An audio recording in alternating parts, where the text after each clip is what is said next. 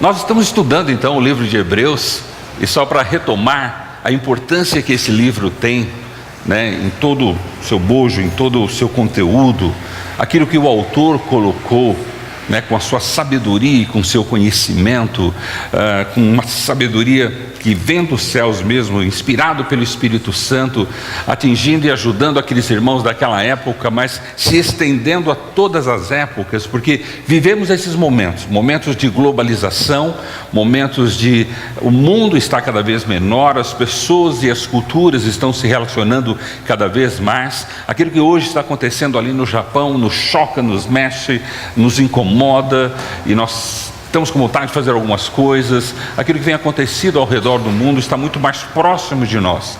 E a gente vê a importância das culturas, como as culturas enriquecem, e quanto a nossa cultura, a cultura brasileira, também tem enriquecido muitas outras nações. Quando a gente pensa que o Evangelho, que Deus, que a obra de Deus não se limitou somente a uma cultura, a um povo, né, a algumas pessoas, mas Deus sempre amou todo mundo.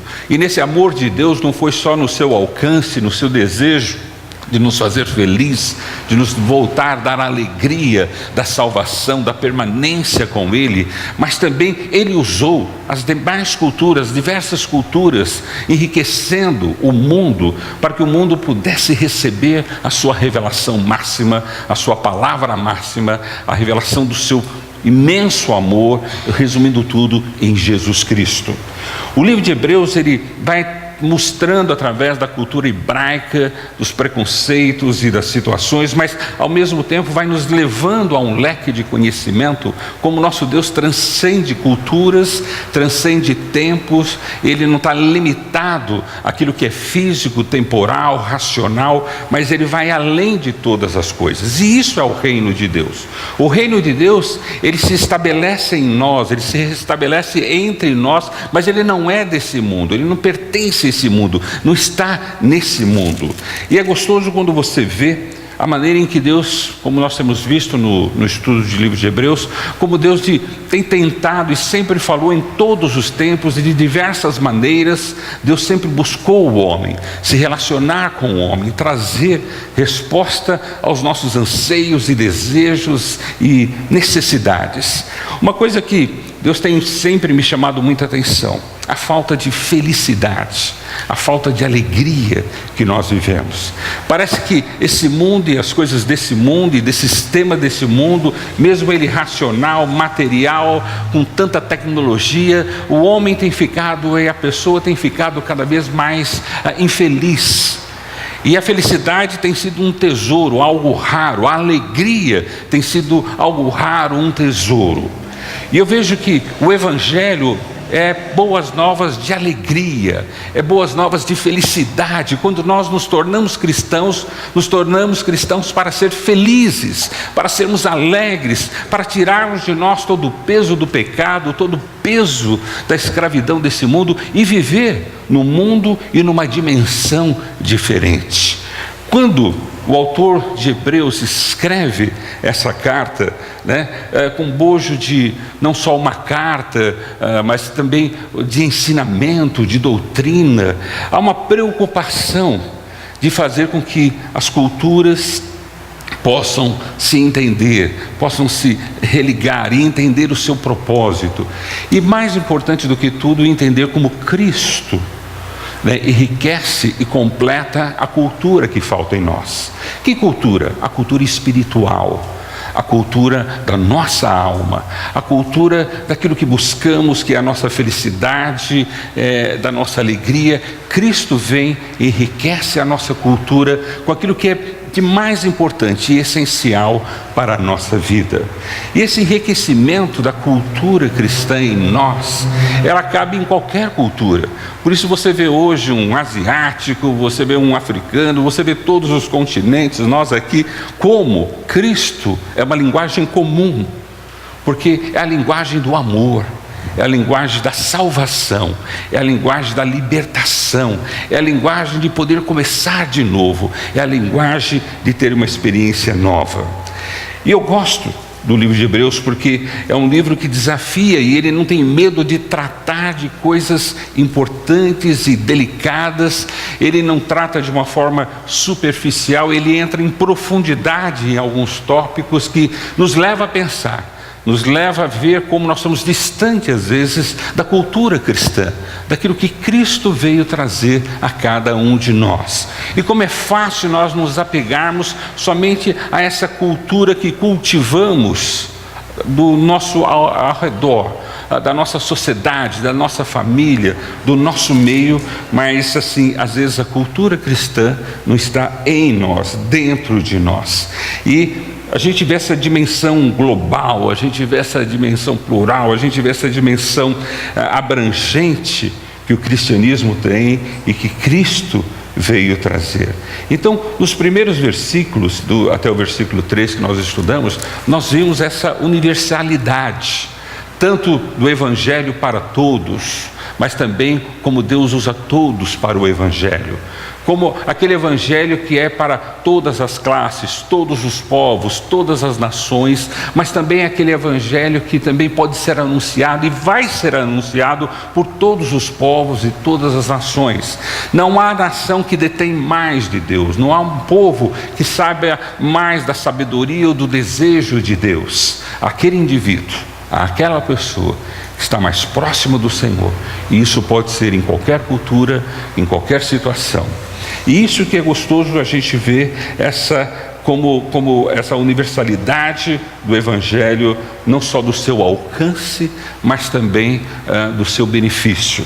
Os missionários, quando você estuda missões, você vê que há uma atitude positiva no aspecto de missiologia, em que as pessoas se sentem vocacionadas a ir, vocacionadas a ensinar, a realmente levar a Cristo ou revelar a Cristo a outros povos. E isso foi o aspecto positivo das missões modernas que nós temos hoje. Isso foi o aspecto lindo dos desafios que homens e mulheres fizeram para alcançar povos, para traduzir a Bíblia em diversas línguas, para poder universalizar a mensagem do Evangelho. E graças a Deus por essa iniciativa missionária da igreja, graças a Deus porque as pessoas e os indivíduos desde algum tempo atrás se sentiram impulsionados, se sentiram motivados a realmente fazer missões, a ter esse desejo do coração de Deus de levar a sua palavra. E esse deve ser o nosso coração,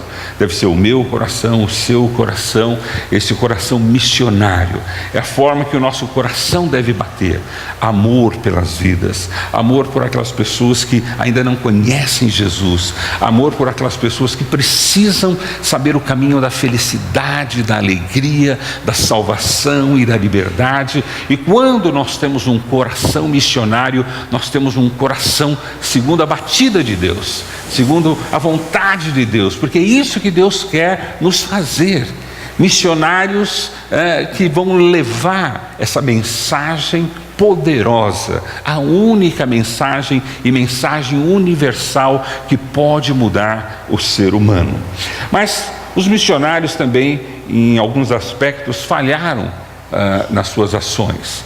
Falharam porque eles também não souberam observar que essas nações alcançadas, Deus já estava lá, Deus já estava falando com eles também, Deus também já estava se revelando a eles. Talvez muitos ou a maioria não tinham uma revelação plena ou completa que nós temos em Jesus Cristo, mas Deus também fala com todos os povos, todas as nações, em todas as épocas.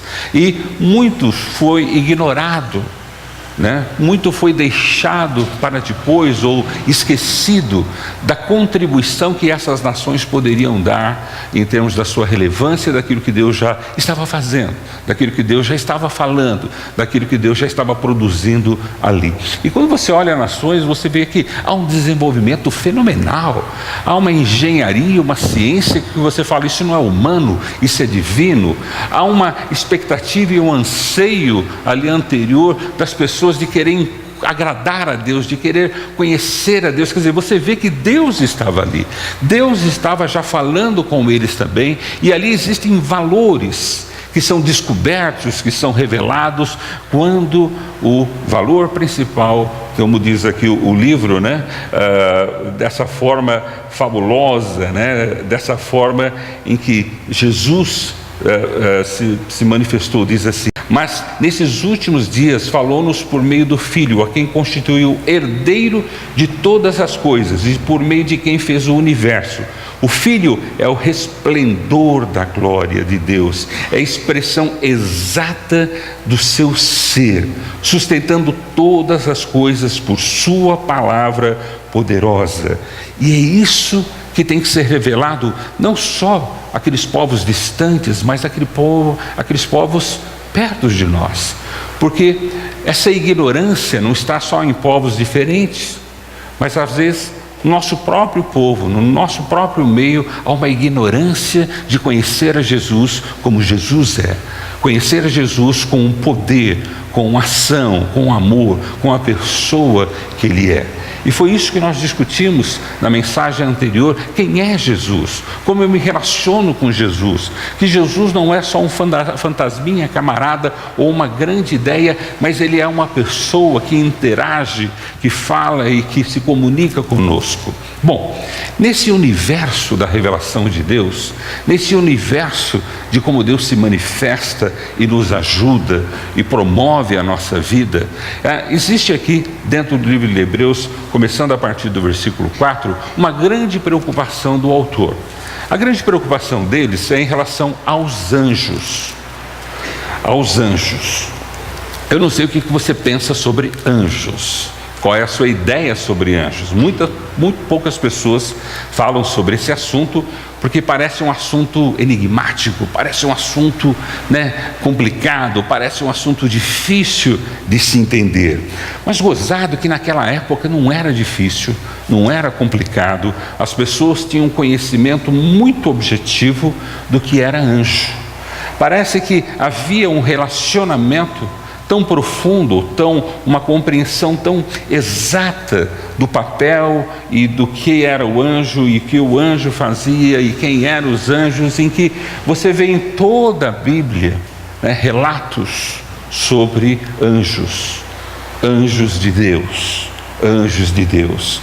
E você vê mesmo depois de Jesus Cristo, a revelação máxima de Deus, completa de Deus, ainda você vê anjos interagindo com seres humanos.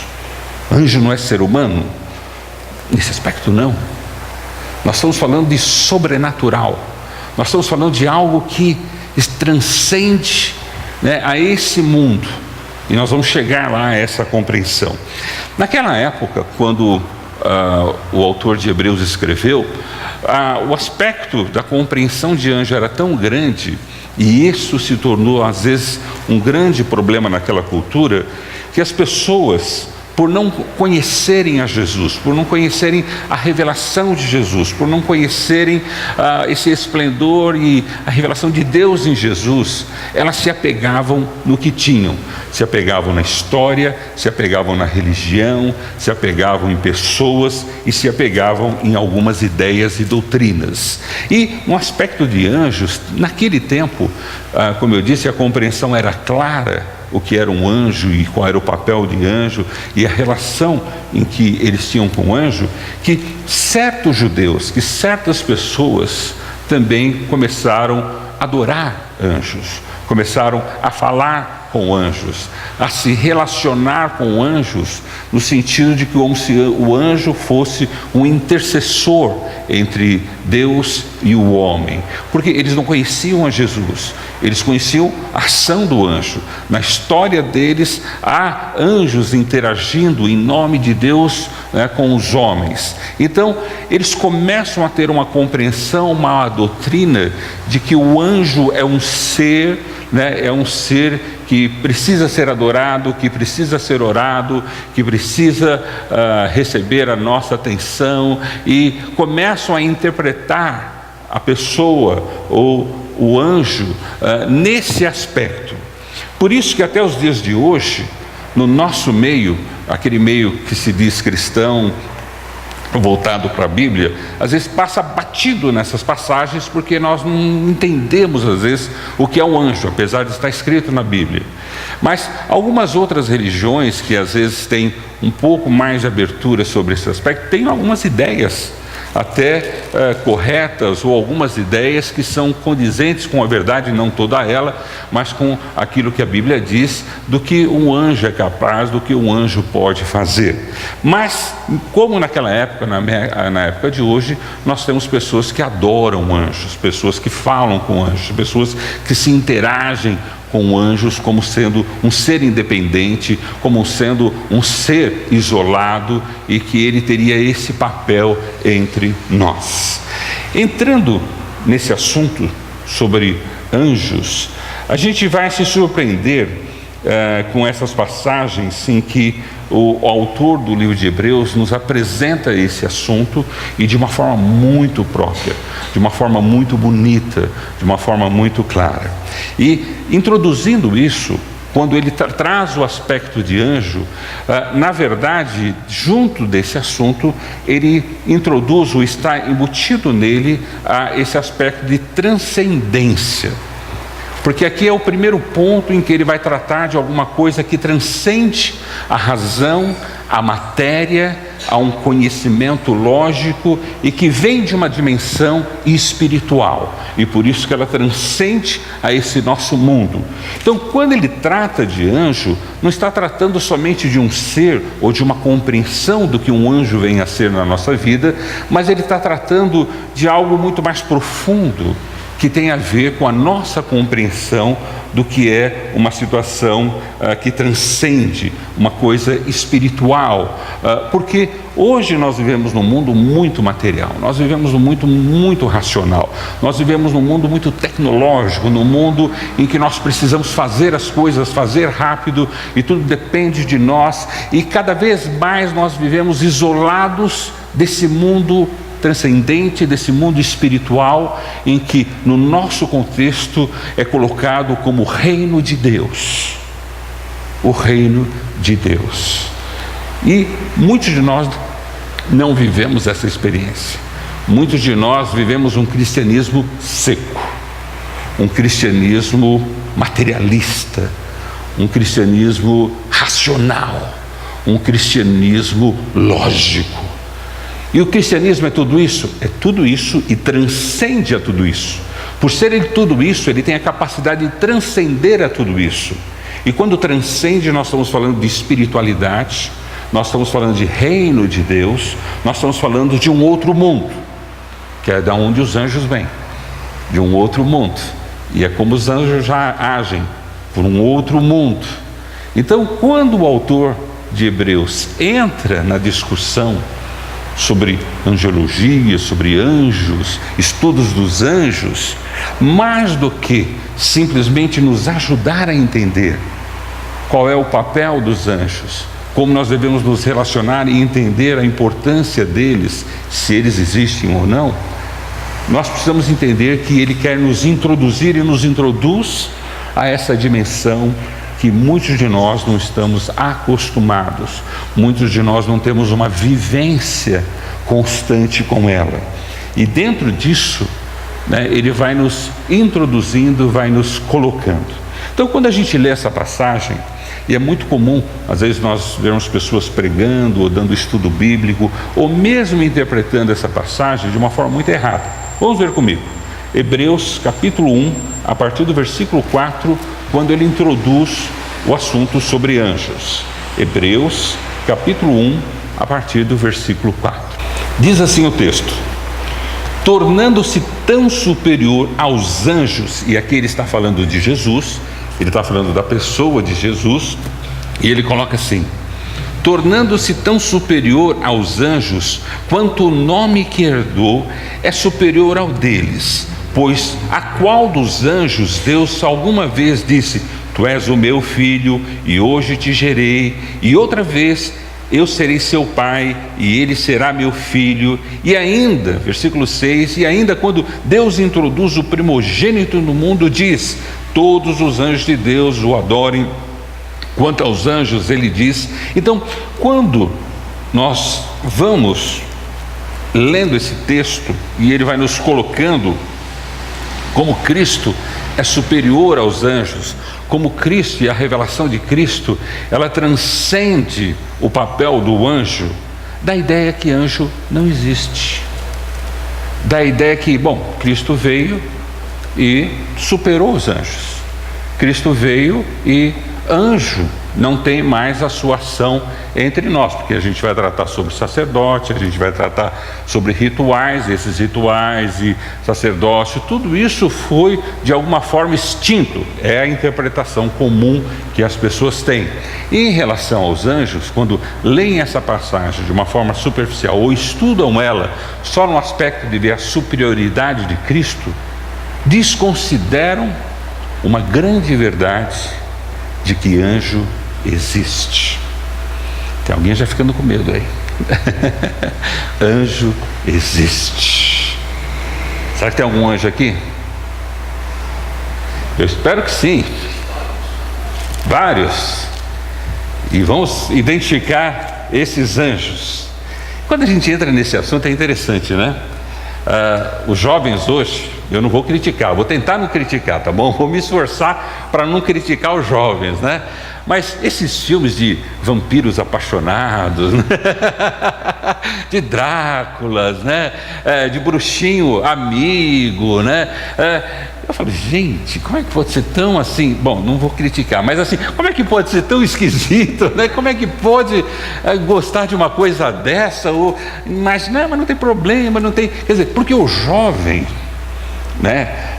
Ele tem um desejo de algo que transcende a todo o aspecto físico, material e tudo aquilo que é diferente, tudo aquilo que é novo, tudo aquilo que possa dar uma experiência diferente.